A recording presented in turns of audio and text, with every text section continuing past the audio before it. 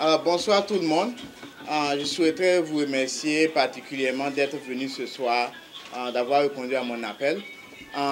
Comme vous le savez tous, le 5 octobre, nous aurons les élections de renouvellement du bureau de l'ABENI, l'Association des Burkinabés de New York. C'est à ce cadre que nous avons pensé tous qu'il serait bien d'avoir un débat des candidats à la présidentielle. Ceci aussi parce que dans le passé, comme vous le savez, nous avons eu beaucoup de problèmes dans la communauté burkinabé. Problèmes de succession, problèmes de mésentente. Et comme vous le savez bien, c'est le leader qui est chargé du regroupement, de pouvoir s'assurer que la structure marche bien. Et comme il y a eu des problèmes entre le leader, tout ça, nous avons pensé que c'est assez important que nous ayons un débat pour que tous les candidats à la présidentielle de l'ABENI puissent présenter leur programme et aussi nous montrer pourquoi nous devons voter pour eux et pourquoi ils méritent notre confiance. C'est à cet effet que j'ai travaillé avec le comité d'organisation des élections et ils ont confirmé les candidatures de 2 personnes. Donc je vais demander à M. Issoufou Ouedraogo de venir. Bonsoir. Monsieur Yamero Patrice, s'il vous plaît. Bonsoir. Je vous donne à Monsieur Issoufou Ouedraogo en tant que président sortant de choisir son siège parmi les 2. Ok. Et ça vous convient? Oui. Bon, vous pouvez vous arrêter s'il vous plaît. Ok. Je vais demander à tout un chacun de se lever pour que nous respectons les couleurs nationales du Burkina Faso. Et ensemble, nous allons chanter l'hymne national. Contre la féminia, il y a déjà 1000 ans, la capacité venue de loin les a servis il y a 100 ans. Contre la cynique malice métamorphosée, néocolonialisme et ses petits servants locaux, beaucoup flanchèrent et certaines résistaient, mais les échecs, les succès, la sueur de sang ont fortifié notre peuple courageux et fertilisé sa lutte héroïque. Et une seule a rassemblé en une histoire de tout un peuple. Et une seule a déclenché sa marche triomphante vers l'horizon du bonheur. Une seule nuit à réconcilier notre peuple avec tous les peuples du monde, à la conquête de la liberté et du progrès, la patrie ou la mort nous vaincrons. Je vous remercie. Vous pouvez vous asseoir. De ce pas, je vais inviter M. Ben Gasson Sawadgo, qui est le président du comité d'organisation des élections, et en même temps notre délégué CSBE à New York et État affilié à New York. Monsieur Sawadgo, vous avez la parole pour expliquer les élections, le déroulement. Bonjour tout le monde. Et je vous remercie très sincèrement de la confiance que vous avez portée au comité d'organisation composé de 7 membres que j'ai l'honneur de diriger. Le comité est formé de 3 personnes provenant de la communauté religieuse, telles que les musulmans, les protestants, les chrétiens, plus un représentant du comité des sages, plus 2 femmes et moi-même. Donc nous sommes 7. Le comité qui a été mis en place a travaillé sans relâche pour porter l'information à toute la communauté entière, pour que ceux qui se sentent capables de diriger cette communauté puissent se présenter. Nous avons donné beaucoup de temps et au finish, nous avons récolté 15 candidatures, dont 3 candidatures pour le poste suprême de président de l'association, à savoir M. Issoufou Ouedraogo, qui est le président sortant, M. Patrice Yamouiro, ancien président, M. Issa Yamouiro, ancien président aussi, et Gabriel Sorgo, vice-président, je ne sais pas s'il est dans la salle, secrétaire général adjoint, Bayire, il est dans la salle, Tommy Zongo, Léonard Ilboudo, mais les candidats devraient être dans la salle. Pour l'importance que les gens accordent à l'association, pour le poste qu'on veut occuper, si vous n'êtes pas absent, qui va vous demander? Bon, Léonard Ilboudo, en tout cas, dorénavant, il faut que nous prenions le travail au sérieux. Et que c'est dès l'arrivée des autorités qu'on voit ces personnes se diriger pour aller croiser les autorités. On veut que ça finisse, on veut du sang nouveau dans notre communauté. Des gens qui sentent, qui n'ont pas de temps, qui n'ont pas quelque chose de nouveau à apporter à la communauté, je pense qu'ils peuvent à tout moment retirer les candidatures et que le président qui sera mis en place aura la possibilité de voir au sein de notre communauté pour approcher les personnes qui peuvent servir notre communauté et à les choisir et nous les présenter à une assemblée générale pour que nous puissions valider leur poste.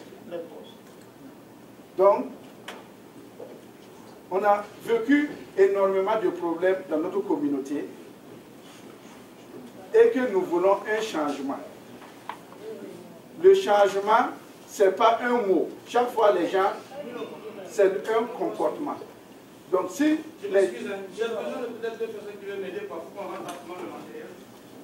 Donc, si nous commençons à donner l'exemple, vous allez voir que l'association va marcher. C'est ce que nous avons dit. En tant que délégué CSPE, qui est là pour épauler l'association, nous avons donné, et en tant que président du comité d'organisation, des recommandations. Le travail du nouveau bureau maintenant, ça va consister à identifier les membres de l'association. Quand vous allez prendre l'association, on ne veut pas voir d'activité qu'on veut faire soirée, quoi, voilà. Commencer à identifier les gens. C'est volontaire. Ceux qui veulent être membres là, ils vont payer leur carte d'adhésion à 20 $. Après ça maintenant, la première assemblée générale, il y aura une table à la porte. Vous venez, c'est avec votre carte de membre pour avoir accès, ou bien vous payez les 20 $ d'accès, de cotisation pour rentrer. Dans ce cas, vous êtes membre à part entière de l'association et membre passif. Et pour être membre actif, c'est dans les papiers, nous allons commencer à respecter ces papiers. Il faut être à jour de votre cotisation pour pouvoir avoir droit à la parole dans la salle. Sinon, il y aura 2 rangées. Les membres, vous avez accès, mais vous ne pouvez pas parler. Et les membres actifs, ceux qui sont à jour de leur cotisation, à savoir 80 $ annuels ou bien 10 $ par mois. On va commencer avec 10 personnes, 20 personnes. Si les gens voient que c'est sérieux, ils vont adhérer. Sinon, les gens viennent ici, ils ne payent pas, et ils viennent, c'est la pagaille. C'est des paroles dehors. Ça, c'est fini. Et Constant, voilà, il est là. Et c'est Constant Ouedraogo, ouais. J'avais dit qu'il était chargé des projets de l'association. Il y a assez tout d'un que j'ai sauté, elle est là, chargée des... Elle est chargée des affaires sociales. Assez tout d'un Il y a Zavré Carole Natacha. Elle est candidate au poste de secrétaire aux affaires féminines. Donc, à ce poste, il y a Madame Léonie Ouedraogo aussi, qui est la candidate qui occupait le poste et qui rebelote pour la deuxième fois. Donc, il y a deux candidats à ce poste. Secrétaire aux affaires estudiantines, Brice Ouedraogo. Il n'est pas là. Ok, secrétaire aux affaires estudiantines adjoint, Kinda Daouda. Merci.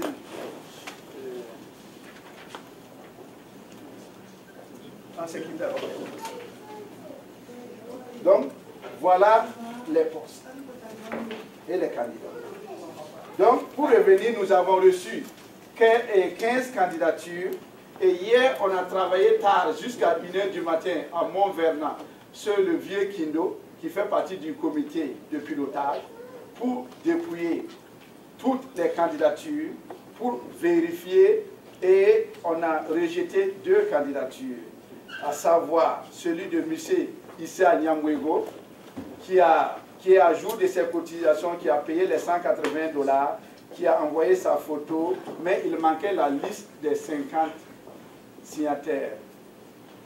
Et avec une candidature de Mme Zungrana qui avait envoyé son acte de candidature par mail pour dire qu'elle veut occuper le poste de secrétaire aux affaires féminines. Je l'avais rappelé pour dire d'ajouter les cotisations de $130, $50 pour le poste et $80 pour les arriérés et sa photo avant le 21, et jusqu'à présent je n'avais pas reçu ça. Donc ça veut dire que c'est une candidature qui a été rejetée. Voilà. Il y a une troisième candidature qui est Mme Kaboré Jacqueline, qui fait partie du comité, qui avait émis l'intention de postuler pour le poste de secrétaire général. Bon, et elle m'a donné la candidature, j'ai dit, bon, le comité n'est pas autorisé à se présenter, donc c'est une candidature qu'on a mis de côté. Bon, voilà toutes les candidatures que nous avons reçues. Bon, ceci par là, et je voulais dire que l'élection aura lieu la semaine prochaine, c'est le dimanche prochain, dans cette même salle, à partir de 14 h. Nous avons voulu commencer très tôt, mais la salle est occupée, elle sera libre à partir de 14 h. Nous allons faire les bulletins comme ça, sur une feuille commune, les 2 présidents et les autres postes, secrétaire général adjoint. Donc il y a 11 postes, je pense. Et si vous venez, vous allez vous enregistrer, on va vérifier votre identité et vous montrer, vous prenez le bulletin, vous rentrez dans l'urne, il y aura Issoufou, il y aura Patrice. Et maintenant, celui que vous voulez, vous cochez. Le deuxième poste, il est candidat unique. Si vous voulez le voter, vous cochez. Si vous ne voulez pas voter, vous laissez. Et ainsi de suite. Donc, secrétaire aux affaires féminines, là-bas aussi, il y a 2 candidats, Léonie et Carole. Donc, vous choisissez. Donc, l'enjeu se porte sur la présidence et au niveau des femmes. C'est là-bas qu'il y a l'enjeu. Sinon, les autres candidats, même s'il y a un seul votant, d'office, ils vont occuper le poste.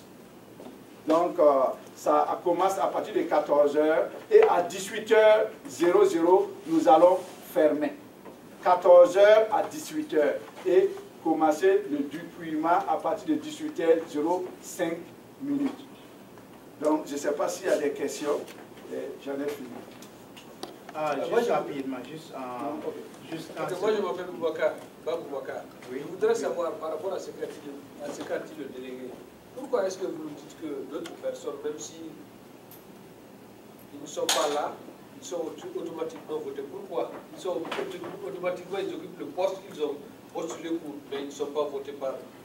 Pourquoi vous nous dites ça? Ça veut dire que, est-ce que cela veut dire que même si, comme ils sont les seuls à vouloir le poste, ils sont automatiquement... On va les voter. Ça veut dire qu'il n'y a pas de concurrent.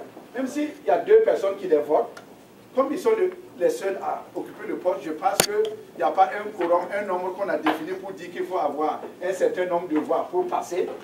L'Assemblée n'a pas dit ça. Si l'Assemblée avait dit il faut que les candidats atteignent au moins 50 minimum ou bien 60 minimum, même s'il est seul. Bon, on peut changer dans l'avenir. Mais premièrement, dans les textes, rien n'a dit. Donc, c'est à ce titre que j'ai dit que d'office, ils seront votés. Mais, s'il y a deux qui les votent, peut-être qu'ils vont passer. Oui, merci. La prochaine étape, c'est de présenter les deux candidats à la présidentielle, donner leur bibliographie pour que vous ayez une idée de leur passé et ce qu'ils ont établi. Je commence par M. Issoufou Ouédraogo à ma droite. Il est venu aux États-Unis en 2001. Il est membre de l'ABENI depuis 2003. Il a été secrétaire général de M. Tarious Sawadgro en 2003. Et aussi, en 2004, il a assisté, il était parmi les fondateurs de l'association de la Charité, une association humanitaire qui aide les gens qui ont des difficultés sociales quand quelqu'un décède ou des problèmes d'immigration. Et il est secrétaire général de cette association depuis 2004. En 2012, M. Issoufou Ouédraogo s'est présenté candidat à l'ABENI et il a été élu par les Burkinabés à New York et son mandat vient de terminer il y a quelques semaines. Pour repartir dans son expérience professionnelle, M. Issoufou Ouédraogo, de 92 à 97, a été à l'École nationale des registres financiers au Burkina et de 1994 à 2001, il a servi pour le Burkina dans le cadre de ses études.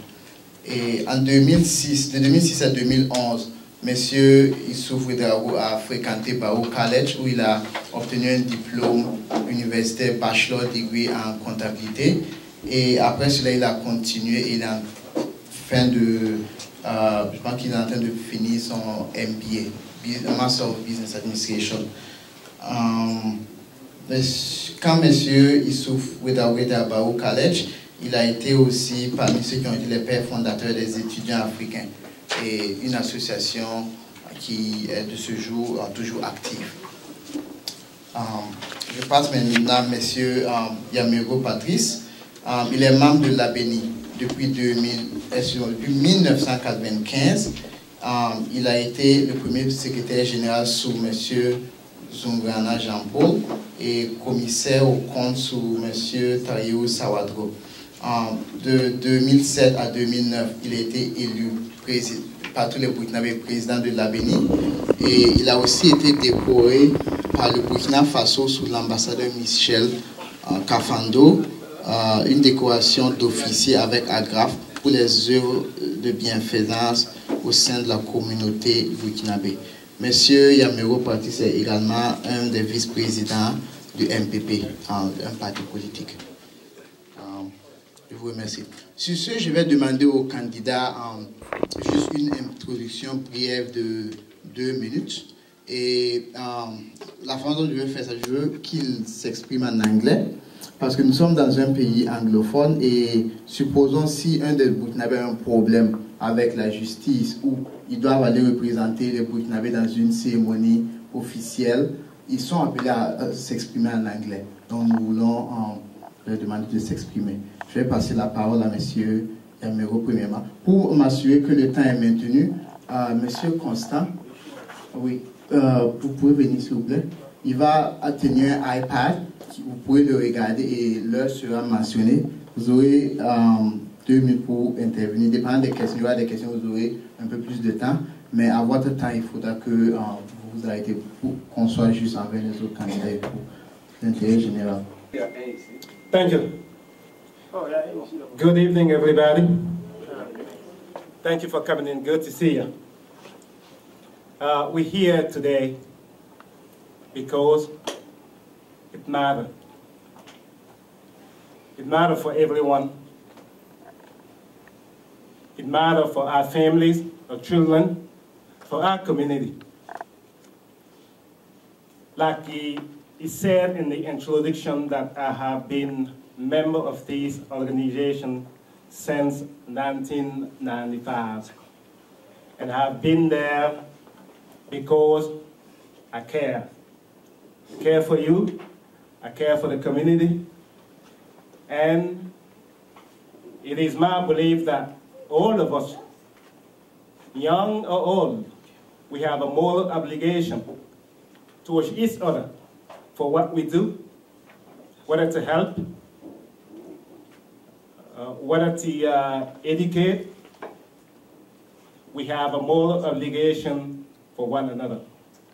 And they have a way of saying that I'm my brother's keeper. And I believe that we, all of us, should have the belief that someday, somehow, we will be a better organization, united all together for common good. And that's the reason why I'm here today. I believe in those, I believe in the leadership, and I believe that at the end of the day, each and every one will feel the same, that it's not just one person's problem, it's everybody's problem. And I thank you so very much for coming in today. Thank you. Merci, Monsieur. Je vais donner la parole à Monsieur Soufou. Vous avez également 2 minutes pour vous exprimer. Okay. Good evening, everybody. I would like to thank you all for coming to this great event. I think this opportunity is one of the best of our community because we will have a chance to express each other and also understand that we are not here or maybe seeking the leadership for our own good, but for the community. So I would like each of us to put in mind that this organization is not here just to be there, but is there to make us to see the same way, help each other, and also give us the best to manage everything that we have in common, because we are from Burkina Faso, we reside in New York, and we need to help each other. That's the reason we're here. So I thank you very much. Merci beaucoup. Sur ce, je vais passer à la première question. Elle est juste très simple et vous aurez 5 minutes chacun pour répondre. La question est la suivante. Pourquoi vous méritez-vous notre confiance? Vous avez été tous les deux dirigés la Béni dans le passé et vous avez travaillé, nous sommes contents de vous, vous vous êtes beaucoup battus, mais nous nous posons tous la question, pourquoi une deuxième fois? Cette fois-ci, je vais vous donner la parole à M. Issoufou Diawara. Vous avez 5 minutes. Encore, je vous remercie. L'association de Burkinabé de New York existe pour nous entraider. Nous sommes arrivés chacun avec des visions et nous avons le droit et le devoir de nous entraider comme tout peuple de la diaspora.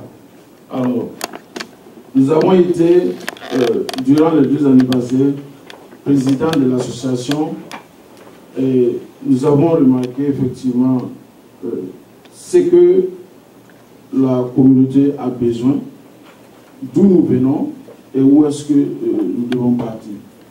Alors, nous avons eu à faire certaines choses dans notre programme d'activité et nous estimons que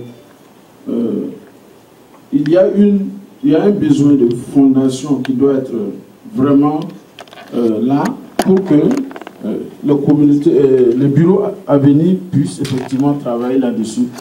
Et c'est à ce titre-là que nous estimons que notre programme d'activité que nous avons commencé et que ce que nous avons pu faire, nous voulons l'achever pour mettre sur place cette fondation-là qui pourra permettre à tout bureau à venir de pouvoir travailler sans effectivement avoir à faire le perpétuel recommencement.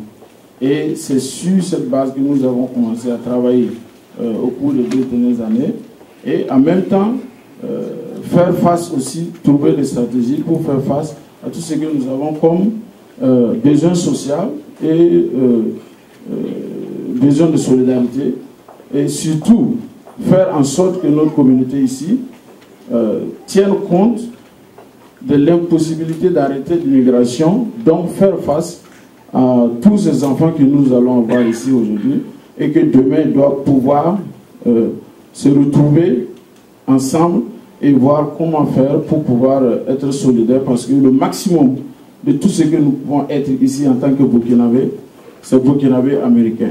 On ne peut jamais enlever le Burkinabé pour laisser l'américain.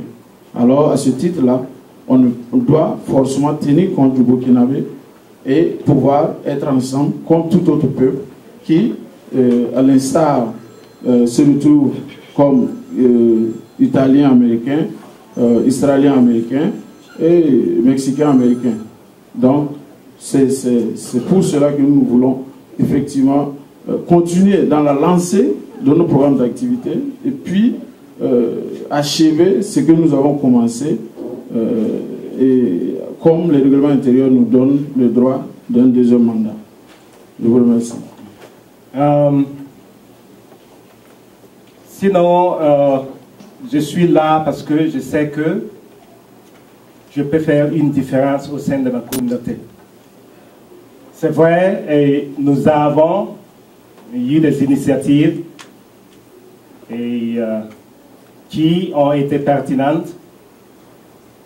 Et à l'issue de tout ça, ce qui est très important est que malheureusement, nous avons une communauté si fracturée. Et en ce sens, nous ne pouvons pas, certainement pas, être ce que nous aspirons en tant que communauté et encore moins en tant qu'association. Et je crois que j'ai ce qu'il faut pour jeter les bases nécessaires en vue de rapiécer les morceaux au niveau de la communauté, en vue d'unifier une fois de plus la communauté et aussi à travers cela introduire des programmes qui puissent bénéficier les couches composantes de notre communauté. Et il va sans dire que nous avons et nous devons avoir une organisation qui réponde aux attentes des couches composantes de notre communauté. Il est aussi vrai que pour que nous ayons une organisation qui puisse supporter ceux qui ont besoin, nous devons absolument, positivement, avoir une organisation crédible. Une organisation crédible où, si la communauté se retrouve et met en place des règles et des lois, ils doivent être absolument respectés. Et je suis là parce que je crois que je peux faire une différence à ce niveau. Je suis ici également ce soir parce que je sais qu'à travers une organisation crédible, nous pouvons assister nos frères et sœurs qui sont venus du Burkina et qui sont venus également avec des talents. Et je sais que parmi nous, nous avons des entrepreneurs, de petites et moyennes entreprises qui, et dans le procès, peut-être a des difficultés pour trouver des financements. Et je sais qu'une organisation crédible peut faire une différence avec ces personnes-là. Et je sais exactement comment est-ce que nous pouvons arriver là. Je suis là aujourd'hui parce que nous avons une organisation soi-disant à but non lucratif qui devaient normalement être classifiés comme tels et bénéficier des ressources de la ville que les autres organisations bénéficient. Mais il est malheureux de constater que, en fait, on n'est ni l'un ni l'autre de la façon dont ça a été fait. Ça a été assis depuis le début. À quelque part, c'est comme si c'était une incorporation, comme c'était en fait un business. Cela complique les démarches. Et je sais que, fondamentalement, nous devons restructurer notre association et nous devons également, pas seulement que nous, mais aussi nos frères et sœurs au Burkina Faso qui se sentent un peu délaissés par la société burkinabé. La question suivante est adressée à M. Yamergo. Personnellement, quand je parle avec beaucoup de Burkinabés et en préparant ce débat, beaucoup de personnes reviennent sur votre passage comme président à la Béni de 2007 à 2009. Les questions essentielles se trouvent sur le manque de reconnaissance. D'abord, après l'expiration de votre mandat en 2009, beaucoup vous reprochent n'avoir pas fait une passation assez juste et permettre à un nouveau bureau de s'installer. Ça, c'est la première question. La deuxième aussi, c'est qu'à période de crise, beaucoup de gens ont fait la médiation pour qu'un nouveau bureau soit installé en 2012. Et quand le nouveau bureau a été installé, et ça a été officiellement mis dans les journaux publics, ça a impliqué les ambassades à Washington et aussi notre mission permanente à New York. Mais malgré cela, vous n'avez pas reconnu le nouveau bureau. Et parce que vous ne l'avez pas reconnu, vous ne lui avez pas donné leur droit de passation de service. Et en plus de cela, les gens vous reprochent d'être repartis avec la caisse publique qui appartient à tous les Burkinabés de New York. Et bon, nous voulons que vous nous éclairez un peu là-dessus. Vous avez 3 minutes. Merci. Merci. Vraiment, beaucoup à répondre dans 3 minutes. J'aurais même préféré que les 5 minutes étaient concentrées à ça parce que là, c'est très important. Anyway, voilà, le manque de passation de service que tu as souligné et réside beaucoup plus et, dans le respect des textes, comme j'avais dit. Et il est très important que lorsque vous dites que vous êtes une organisation et que vous mettez sur place des lois qui guident en fait l'organisation, il devient impératif pour que les uns et les autres respectent ce que nous tous, nous sommes retrouvés pour dire que c'est ça désormais la démarche individuelle ou collective. Et vous faites allusion au fait qu'il y a eu ce problème-là entre moi et quand Marcel était venu pour être candidat. Il est venu, effectivement, et il dit qu'il est candidat, et ce que nous avons fait à son temps, c'est juste lire ce que le statut et le règlement intérieur dit. Pour être candidat, il faut, dans un premier temps, être membre de l'organisation. Ça fait un sens. Et ensuite, il faut adhérer tout en payant vos cotisations. Et le membership se fait par l'obtention d'une carte de membre. Ouais.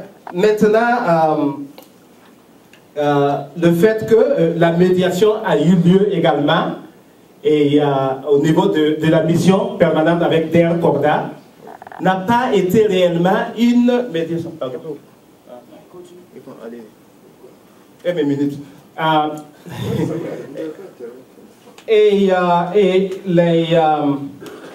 La médiation, je disais avec Del Corda, finalement, ce n'était pas la médiation, puisque la médiation est allée à quelque part prendre le contre-pied même du statut et règlement intérieur. C'est que je n'ai pas manqué à dire devant son Excellence que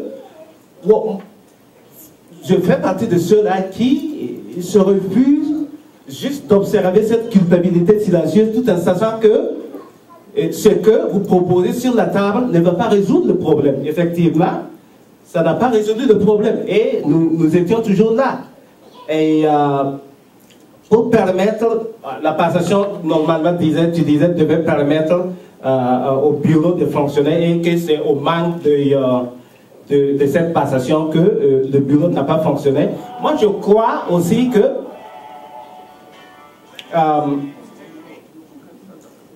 il ne doit pas, normalement, je crois que normalement, il ne doit pas avoir de passation de service qui viole également le statut et le règlement intérieur. Et quant à partir avec la caisse, c'est ce que les autres veulent encadrer et essayer de me vilipender. Quelqu'un qui est parti ne peut pas se cacher en pleine vue. Il est parti où? À chaque événement, à chaque opportunité, Patrice est omniprésent. Et ceux qui disent ça là généralement, c'est comme si, quand je suis présent, c'est comme s'ils ne sont pas généralement dans la salle. Merci. Cette question est beaucoup revenue à plusieurs moments quand je préparais le débat. Donc, je voulais revenir sur quelque chose que vous avez dit.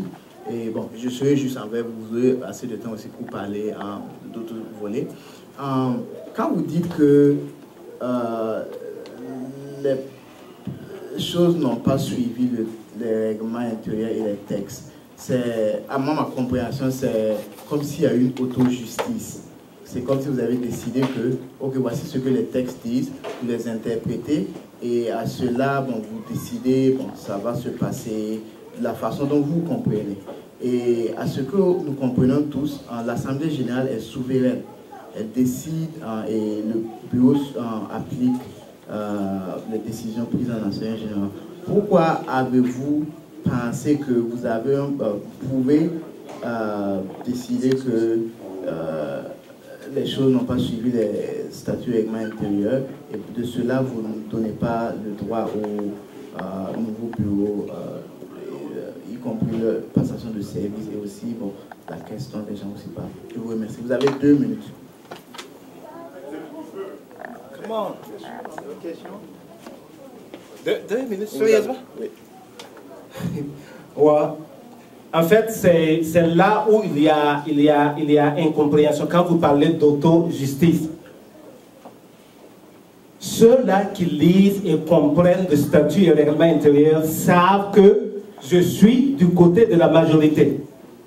À la fin, que ce soit le statut et le règlement intérieur ou le règlement, ou le statut ou le règlement intérieur, c'est dit que ça prend effet à compter de après avoir soumis approbation en fait de l'Assemblée générale. Dès lors que l'Assemblée générale approuve, le statut représente l'Assemblée générale. Ce n'est pas un individu en fait. Et moi, je me vois dans la position de plaider pour l'Assemblée générale parce que le document est une volonté de l'Assemblée générale transcrite sur le papier. Ça, c'est un. De deux, je fais partie de ceux-là qui croient qu'il faut se tenir debout pour quelque chose.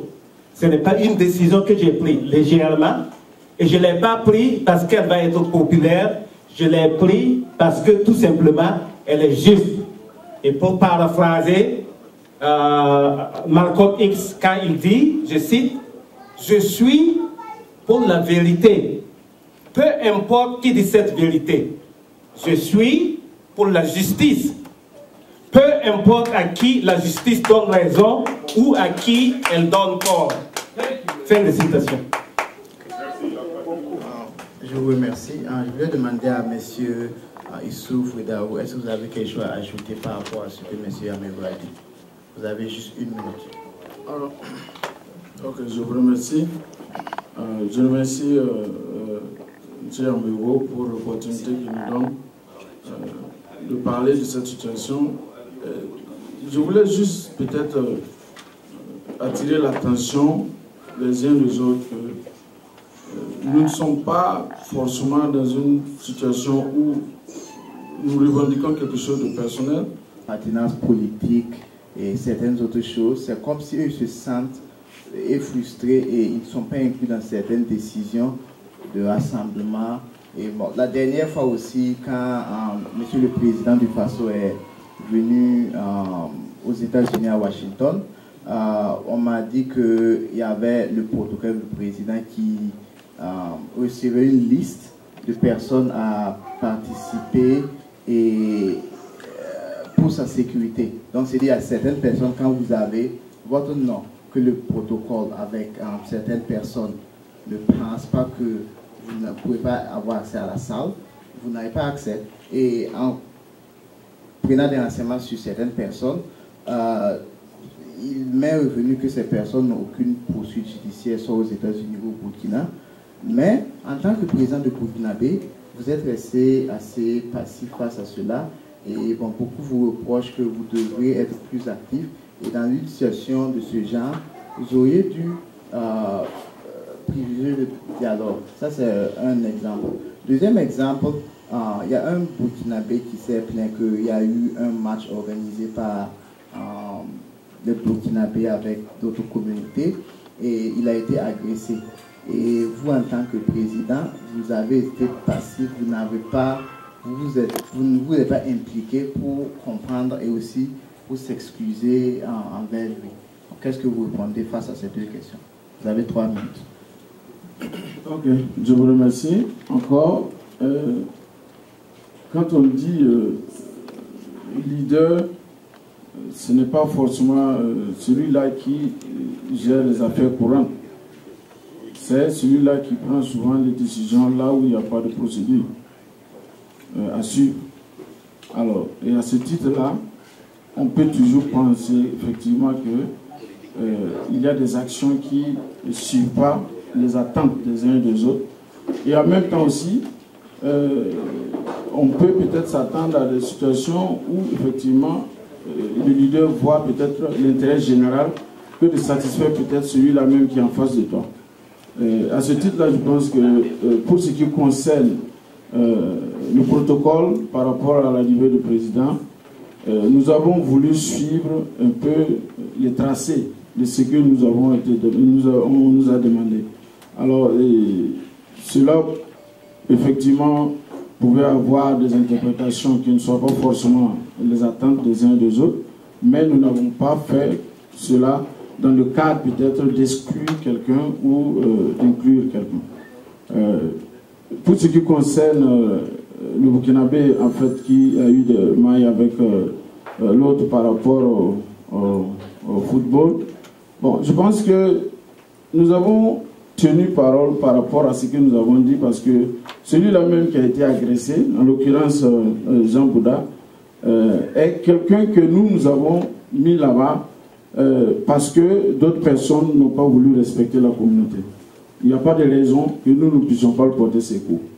Ce qui s'est passé, c'est que nous n'avons pas voulu, nous avons fait comprendre à M. Jean Bouda que ce qui s'est passé, c'est purement et simplement une action de sa part qui n'est pas allée dans le sens même de ce que nous avons prévu. Et c'est ce qui a créé la situation. Et je crois qu'il devait lui-même comprendre que les excuses des intéressés devaient effectivement suffire, parce que si nous devons déballer tout sur la table, le Burkina ne peut pas être une autre équipe que le Burkina. Et en tant que président d'une commission de football, vous devez effectivement faire en sorte que ce que vous avez été donné, vous suivez ça. Nous avons joué comme des Zimbabwéens, alors qu'en réalité, ça ne devait pas être le cas. Et il nous a été rapporté qu'effectivement, M. Bouda était parmi ceux-là même qui supportaient cette idée-là. Alors que c'est celui-là que nous avons mis là-bas pour représenter notre équipe nationale. Donc, c'est des causes à effet, et souvent il ne faut pas voir là où vous êtes tombé, il faut repartir de là où vous avez buté. Et souvent, c'est cette manière qu'on peut régler les choses. Je vous remercie.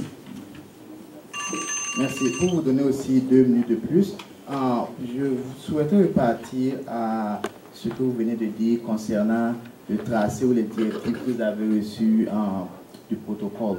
Et quel a été votre... Est-ce que vous avez essayé au moins de parler avec eux pour les faire comprendre que il y a des Burkinabés à New York qui souhaitent rencontrer le président du Faso, qui souhaitent aussi poser des questions.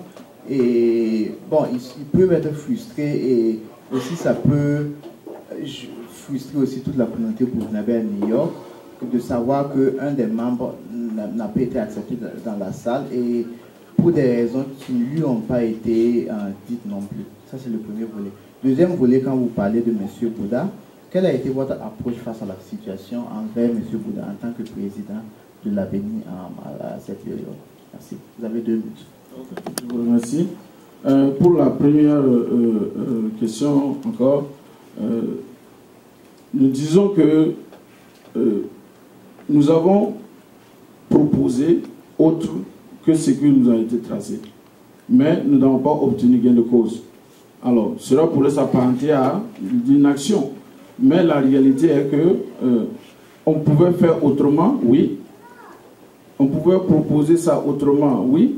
Mais est-ce que nous avions des contraintes? Effectivement, oui, on avait des contraintes par rapport au temps, et aussi organiser une assemblée générale pour dire ce qui a été demandé, c'était quelque chose qui était possible. Alors nous avons considéré cela comme des stratégies qui n'ont pas été les meilleures, et que d'autres stratégies doivent être considérées de pareilles circonstances à l'avenir.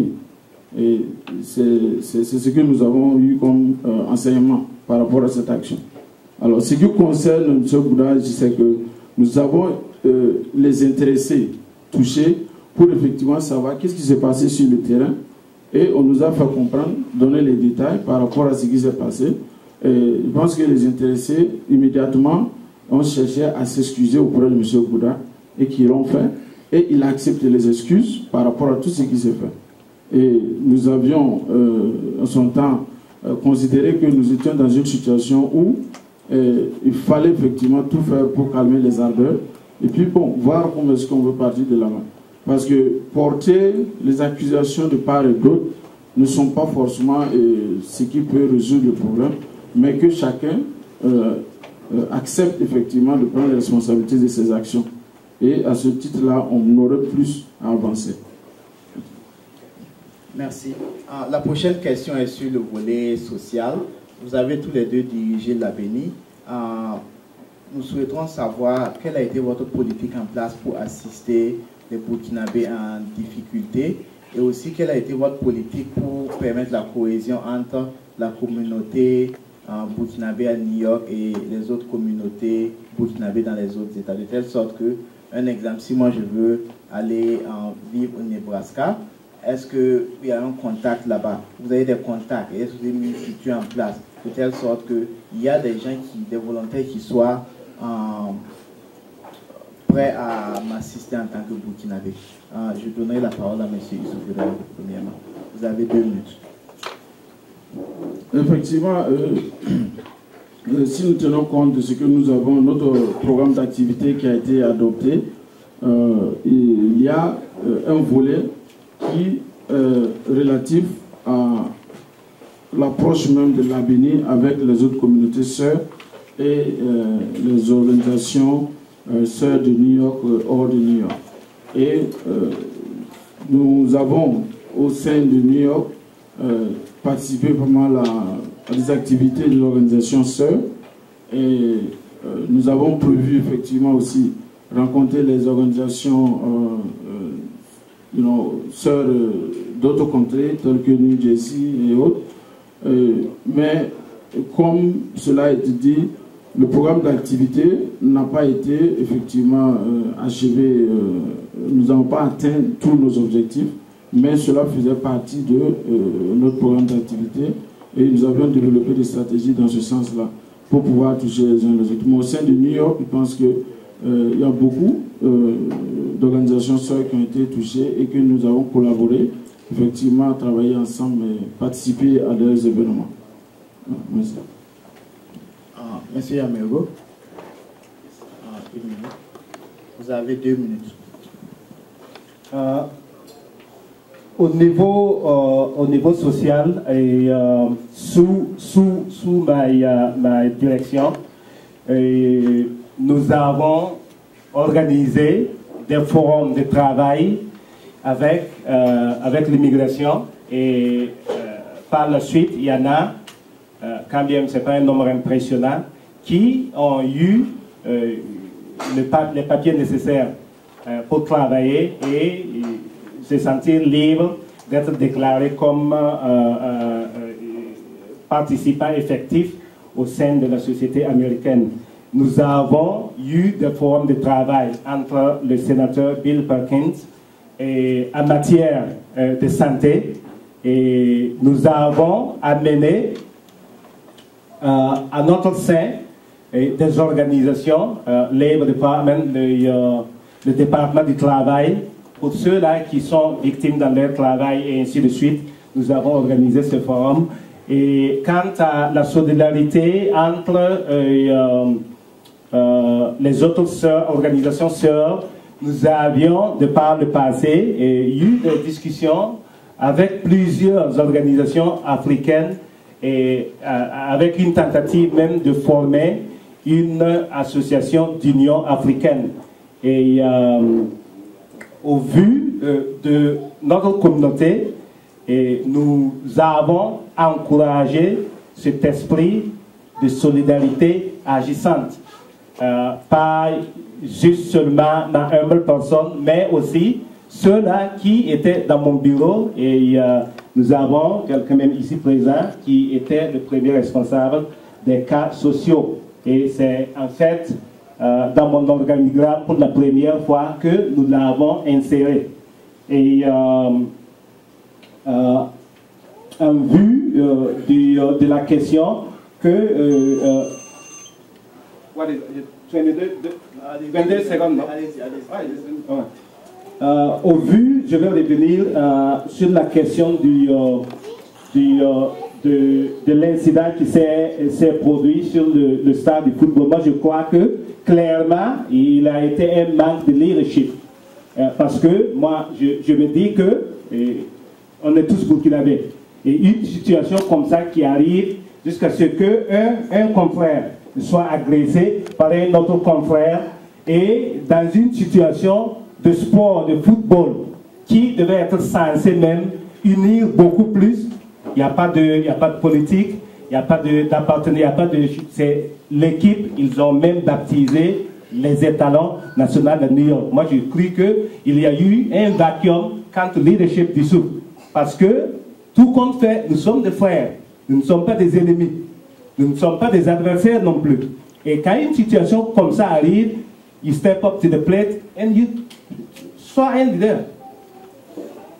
Ok, bon, c'est pour revenir un peu sur cette situation. Le manque de leadership, moi je pense que je dirais que ce n'est pas peut-être l'expression correcte, parce que celui-là même qui a été agressé sait que nous avons pris une décision en réunion ici au siège pour effectivement le placer là-bas.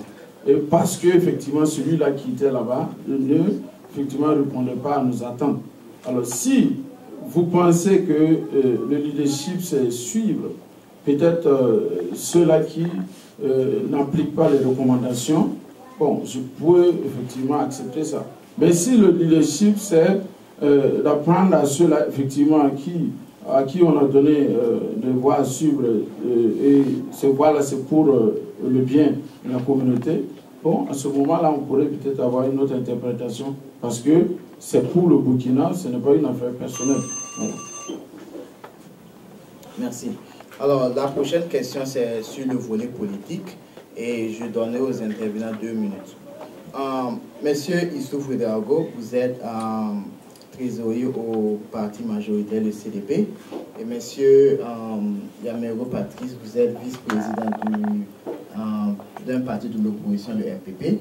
Et quand j'ai juste partagé ça avec vous, j'ai lu un article d'un de nos confrères, M. Sibiri Nestor Samné, sur lefaso.net, où il parlait de la chefferie traditionnelle et leur rôle politique.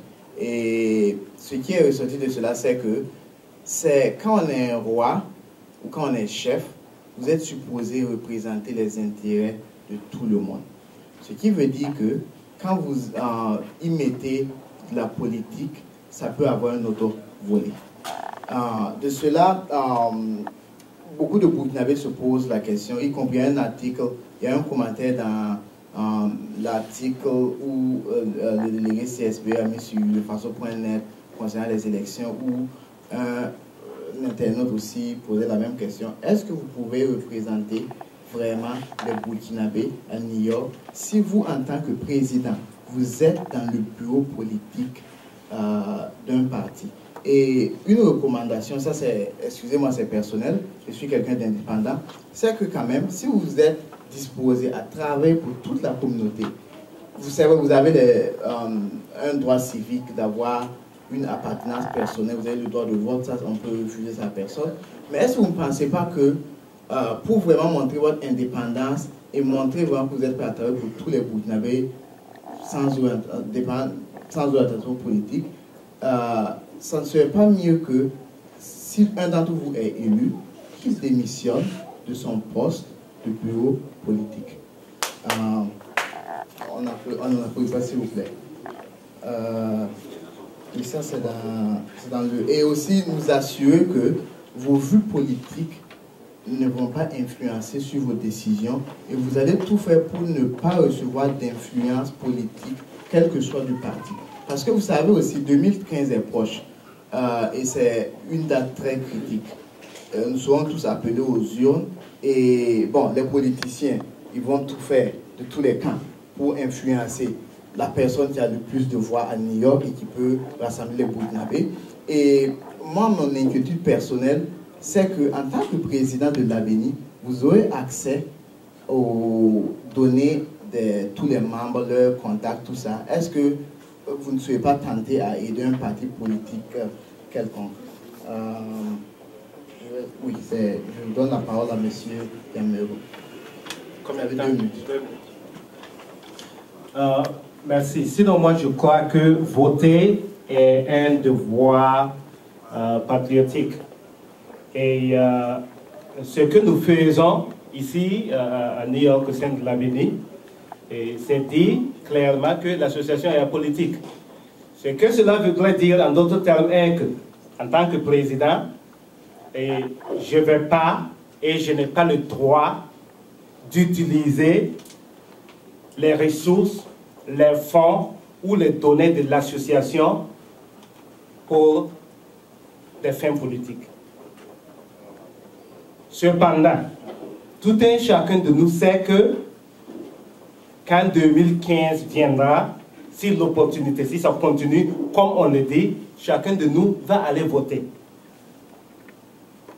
Et cela, soit tu votes pour le parti que tu approuves, c'est politique, ou bien tu votes contre l'autre parti que tu n'approuves pas. Et dans quel côté vous le voyez, c'est politique. Mais la différence que nous devrions faire est que l'association elle-même est apolitique. Même moi, par exemple, président élu, je crois que j'ai le droit de voter et je ne peux pas en aucun cas utiliser soit de l'argent dans la caisse pour louer une salle, pour profiter un parti politique ou quelque chose de ce genre. Mais cependant, j'ai le droit, comme tout un chacun de nous, de voter. Vous allez tous voter et le président, normalement aussi, peut être à même de voter sans pour autant utiliser l'association à des fins politiques. Voilà ma compréhension de la chose. Ok, je vais revenir sur un aspect. Monsieur Ouédraogo, vous avez également 2 minutes pour répondre. Ok, je sais effectivement que cette question est d'actualité.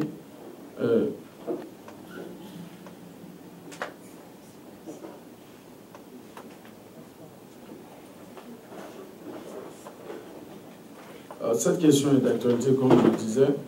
Il faut comprendre que la politisme même, dans son sens que le commun du mortel devait prendre, c'est ne pas exercer son droit civique. Alors, nous, en tant qu'individus et de nationalité burkinabé, ne pas exercer son droit civique voulait dire que ne rien entreprendre dans ce sens-là et tout ce qui pourrait contenir. La personne morale qui est l'association, clairement est apolitique. Et nous ne devons pas utiliser l'association à des fins politiques pour la conquête du pouvoir de l'État. Mais les individus qui composent cette association ont le droit d'exercer leur droit civique qui est effectivement appartenir ou ne pas appartenir à un parti politique. Donc c'est dans ce sens-là que les uns et les autres devaient, à mon sens, comprendre que la politique de l'association n'a rien à voir avec les individus. C'est vrai que cela compose les mêmes personnes en tant que leader, mais en même temps, c'est à cela que nous devons travailler effectivement pour permettre à ce qu'il y ait des compensations si jamais il doit y avoir des dérapages. Et c'est comme ça que nous avons vu les choses et nous avons prévu effectivement que si nous sommes élus, notre bureau devait faire l'objet, devait être l'image de toutes les composantes de la communauté, de sorte à ce qu'il y ait une compensation à tous les niveaux pour permettre à ce qu'il n'y ait pas de dérapage. Merci. Okay, alors, personnellement, je ne pense pas que les candidats ont adressé la question. Je vais essayer de la reprendre un peu et vous donner un peu moins de temps. Quand vous voyez aussi la structure de l'ABENI, vous voyez que pratiquement, je donnerai un nom, je pense après ça, la moitié est du parti majoritaire du CDP et l'autre moitié est du parti de l'opposition, notamment le MPP. Et moi, personnellement, je pensais que le président doit venir comme la personne qui est assez indépendante pour essayer de mettre tout le monde à l'ordre quand il y a certains intérêts qui veulent se faire valoir. Et on n'a pas particulièrement de problème avec votre appartenance politique ou votre droit de vote en tant que citoyen burkinabé. Ça ne peut jamais vous être retiré.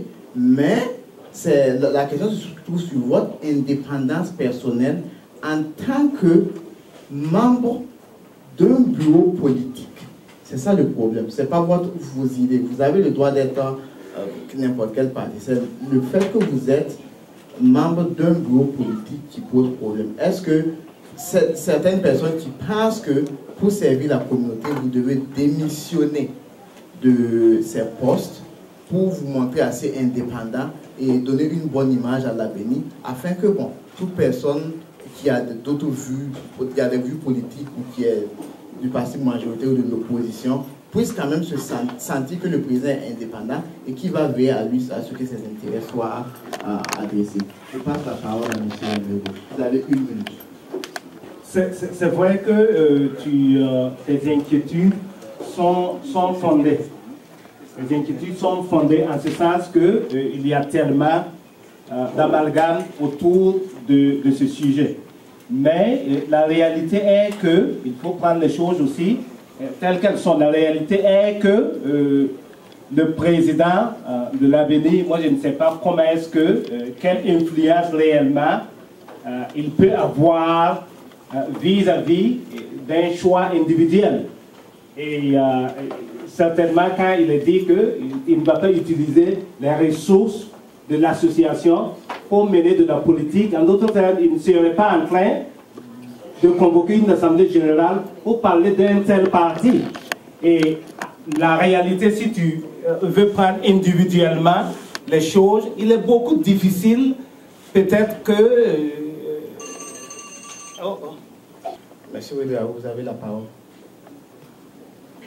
Bon, dire que nous n'avons pas adressé le problème, peut-être c'est, j'allais dire peut-être c'est une compréhension personnelle de la chose, mais il faut effectivement accepter que nous sommes ce que nous sommes avant d'être dans l'association. Maintenant, être dans un bureau politique et en même temps vouloir assumer le poste de président de l'association, l'association, le bureau exécutif ne fonctionne pas sous forme de dictature. Le président est là comme un leader, mais les autres membres doivent faire leur travail et à ce titre-là, c'est l'Assemblée générale qui est souveraine qui doit venir en dernier ressort, approuver ou désapprouver les actions. Et en ce moment-là, il n'y a pas de crainte à ce niveau parce qu'il peut effectivement interpeller s'il y a des dérapages. À ma compréhension, et je pense à la compréhension de l'Assemblée, c'est que bon, vous n'êtes pas prêt à démissionner de votre poste du bureau politique, même si beaucoup de membres le recommandaient. Merci.